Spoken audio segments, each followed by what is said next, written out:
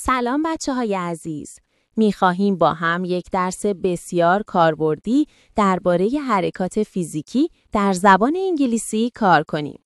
بخش اول، استفاده از بدن. حالا بیایید با واژه‌های اصلی این بخش آشنا شویم. لغت اول sit down به معنی نشستن است. شکل گذشته آن sat down می باشد.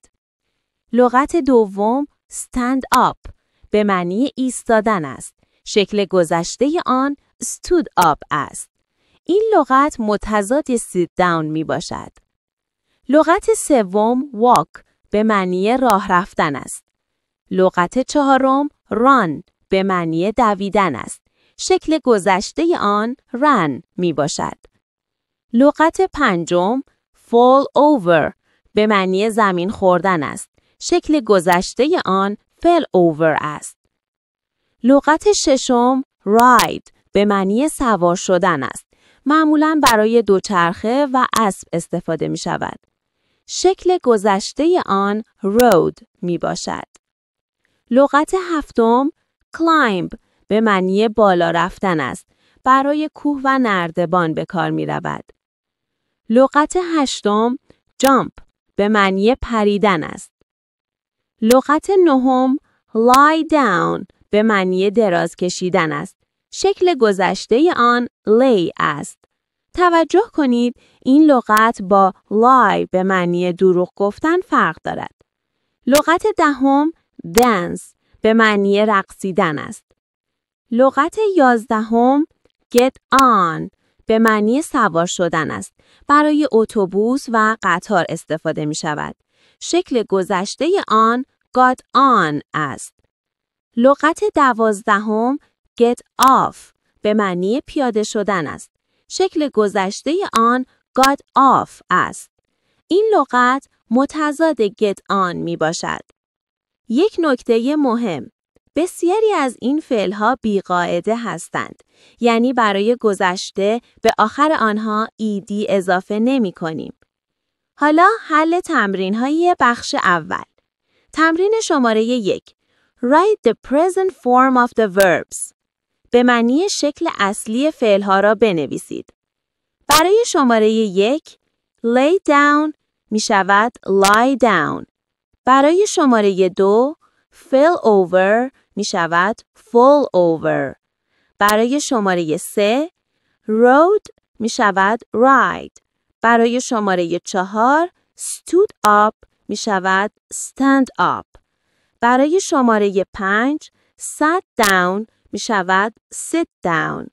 برای شماره 6 got on می شود get on. برای شماره 7 run می شود run.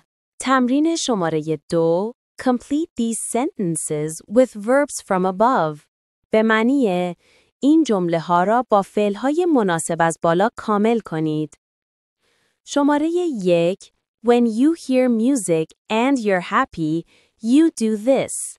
به معنی وقتی موسیقی میشنوی و خوشحالی این کار را میکنی. پاسخ correct dance هست. شماره 2 When you're tired, you do this. به معنی وقتی خسته این کار را میکنی. پاسخ correct sit down یا lie down هست. شماره 3 When you don't see something on the floor in front of you, you could do this. به معنی وقتی چیزی را روی زمین جلوی پایت نمیبینی، ممکن است این کار را بکنی. پاسخ correct fall over هست.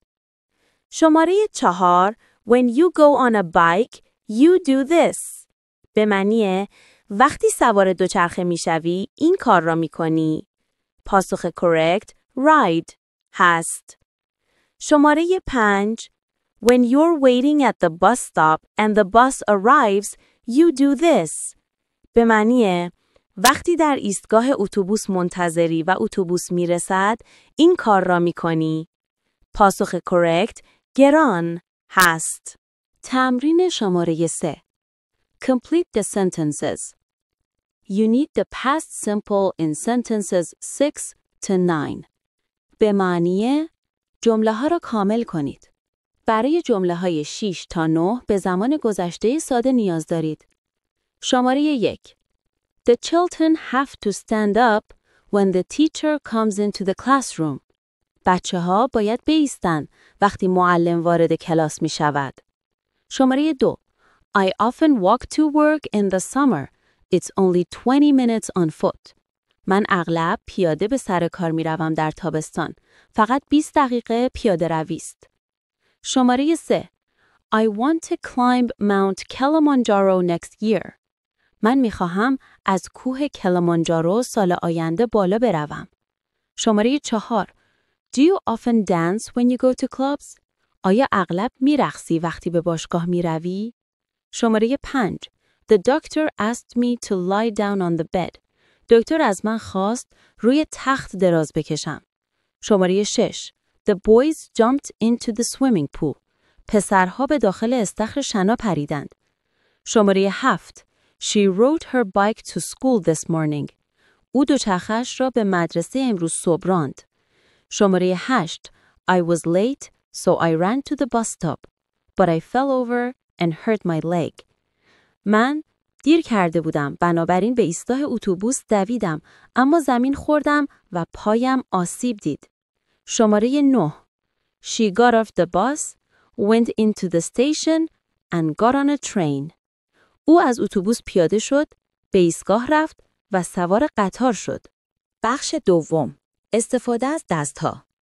حالا برویم سراغ بخش دوم که درباره استفاده از دست‌ها است. لغت اول push به معنی هل دادن است. لغت دوم pull به معنی کشیدن است. این لغت متضاد push می باشد. لغت سوم carry به معنی حمل کردن است. لغت چهارم hold به معنی نگه داشتن است. شکل گذشته آن held می باشد.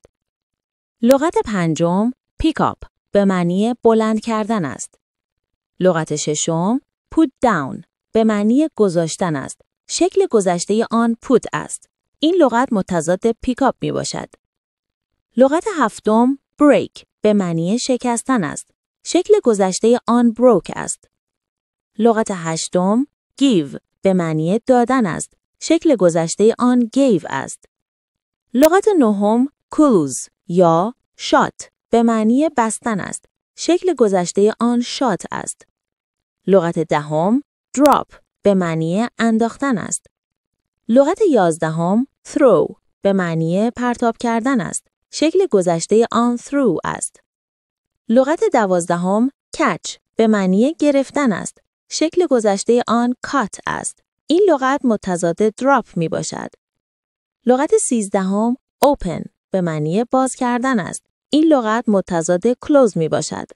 حل تمرین‌های بخش دوم. تمرین شماره 1 Cover the pictures and underline the correct answers. به معنی تصاویر را بپوشانید و گزینه‌های کارکت را خط بکشید. شماره 1 You can open a door or a light.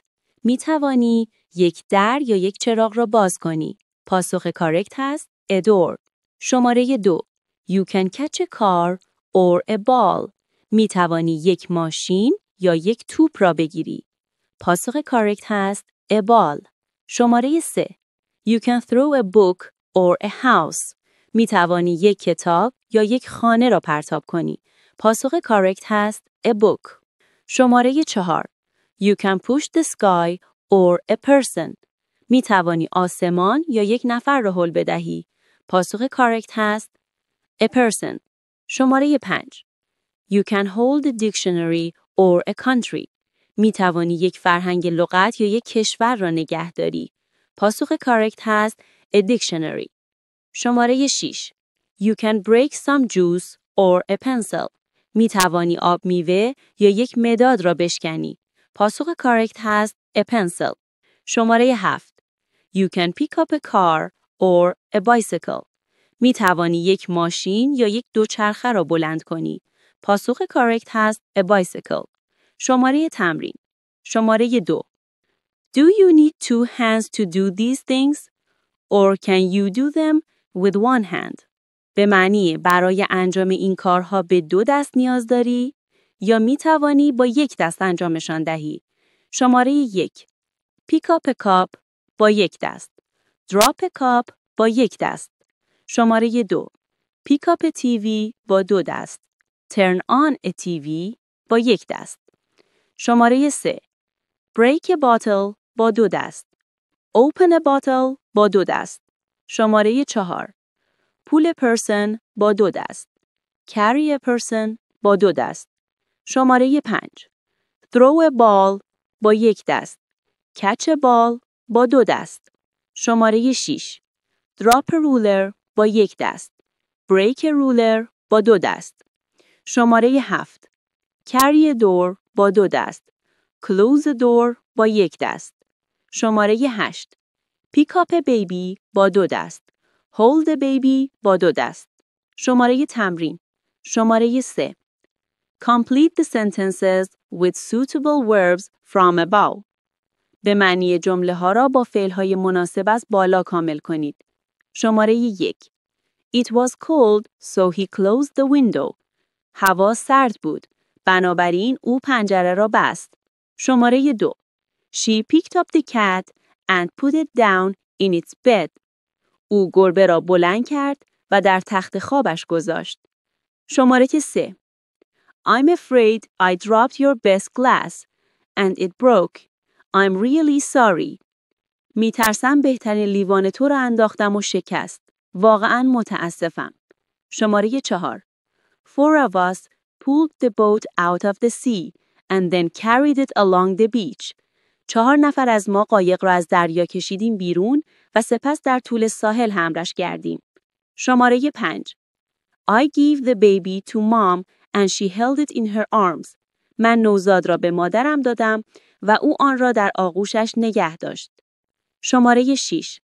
I threw the ball to my brother but he dropped it on the floor. من توپ را به برادرم پرتاب کردم اما او آن را روی زمین انداخت. شماره 7. The box is very heavy. I can't carry it to the car. جعبه خیلی سنگین است. نمیتوانم آن را تا ماشین حمل کنم. این بود از درس امروز. امیدوارم برایتان مفید بوده باشد. تا درس بعدی، خدا نگهدار.